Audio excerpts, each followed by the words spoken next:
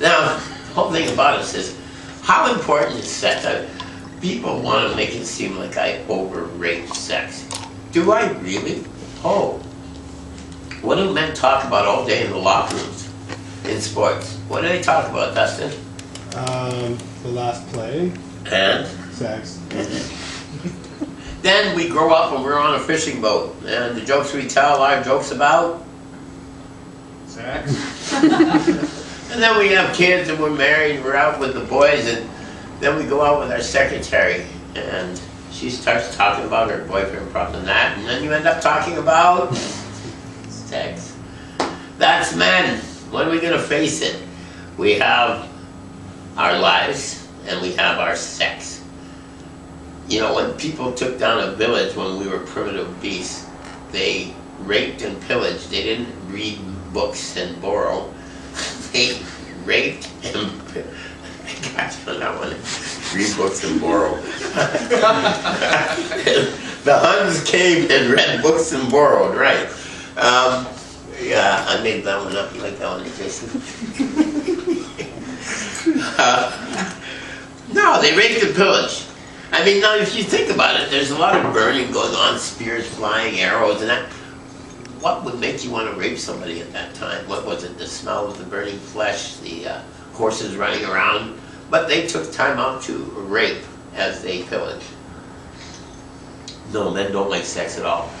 Shaka Zulu moved an entire African tribe across Africa, leaving people on stakes everywhere he went. In every village they took, he would pick one woman, rape her, make him his wife. By the time he finished going across Africa, he had something like hundreds of kids. No, sex wasn't important to him. Anytime a man gets money, he turns into Howard Hughes. Hugh Hefner was which? Playboy? Playboy, yeah. I love this guy. This guy is, to me, a man's man, because he's never ever tried to explain why he surrounds himself with women. It just is. But here's what I've noticed about him. Women like him. They don't just kiss his ass for money like we all without money want to believe, because we don't have money like him. But you can look at the energy of those women around him, their face, their smiles, and you can see that he's figured it out. Treat them like they're a queen, and they will treat you like you're a king.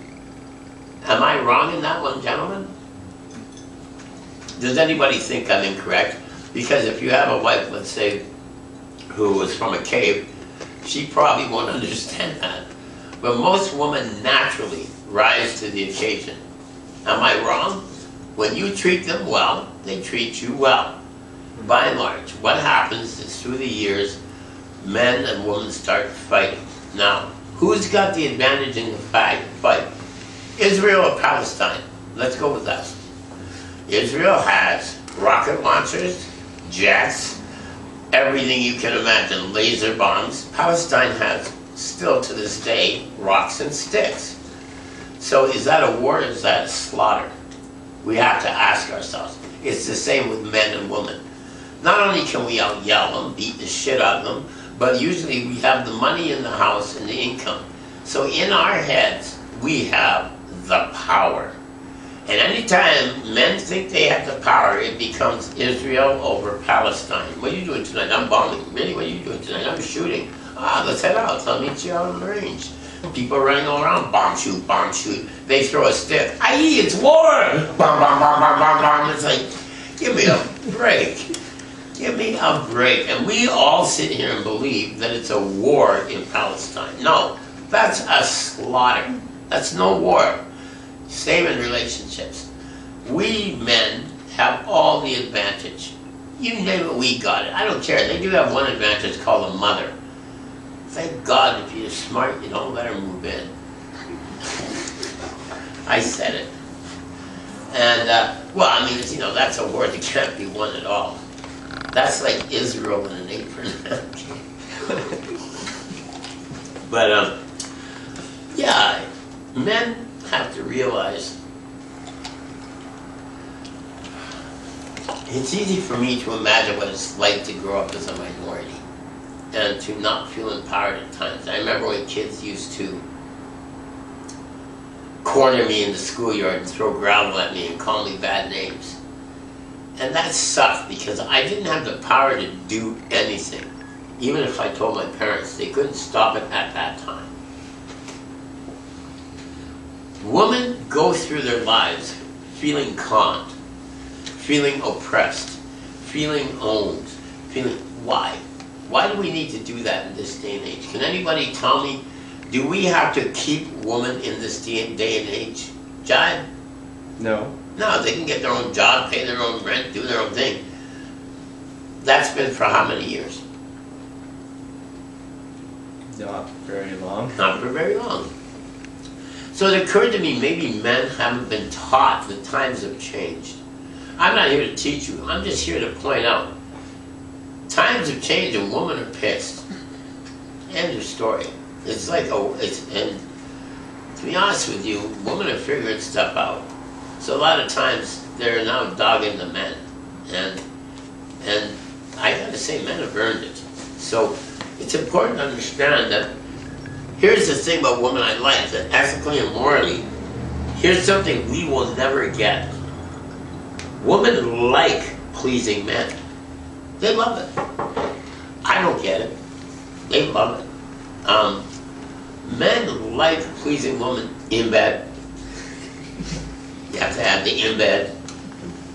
And then after that, because we have the power, we have the ego, we have the control, we're the ones in charge. So there's something about being in charge that takes away the beauty of connection. Feeling that there's someone standing beside you. And what I enjoy and what I mostly feel good about is when the woman I'm with acts like, feels like, and totally stands out as standing by my side. Somebody says something rude to me and I'm standing there, she's like, oh, you can kiss his ass. Or something, you know, it's like, yeah, yeah, buddy. I don't have to say anything. I like Amanda for that. Oh yeah, she's a little terrier. Like, said, go ahead, come and insult me as the healer. Go ahead, buddy, you don't know me at all. I'll just stand here and watch what happens. It's fun. She's by my side when I'm sick. She's there. Women are naturally good like that. We all know this. How many of us then reward them for that? You have to ask yourself. You go out of your way to reward Corelli, John? Excuse me. No, yeah, sometimes. You do the standard ops. There's a standard ops list. 3 times a year you give them flowers. 4 times a year you cook a meal. Well, I skipped the flowers and went with the extra cooking the meal, I guess. Yeah, standard ops. You're a standard operator. No. The extra mile. What do you know about the extra mile, Dave? You go the extra 10 miles. Forget you. Forget it. I don't even want to embarrass you. We're taking you off the list. What you do ain't normal life. But I mean that in the nicest ways. Yeah, no. I won't. Do you have a girlfriend? I haven't had the opportunity to love someone yet. Oh, that was well said. I'm not dumb enough to fall in love. I try to sleep with them for one night. I personally enjoy my dope smoking space. I don't want to be interrupted because I have my internet porn room and I'm kidding. Let us know. No, I'm just going to be kidding. No, I understand. Yeah, it's part day. This actually, I'm realizing that this is not a talk for me. No offense intended whatsoever. No. If you don't have a woman, why would you? And you already understand women so well, you got to be at least, how old are you? 20. And it's not so much that I understand, I don't understand a freaking thing, but about anything. I'm here to learn, but this is not something that is applicable to me, as it is. How do you know I'm not done? True, but as of yet, I have not had the experience of someone about having a mutual relationship with a woman. Well, then now you'll be prepared. I'm just being positive about the whole situation. You spent the money. You might as well enjoy the show. That's all. I hear what you're saying, but That's the one thing I've noticed about young people now. They don't, I think it's because of all the Japanimation games and stuff.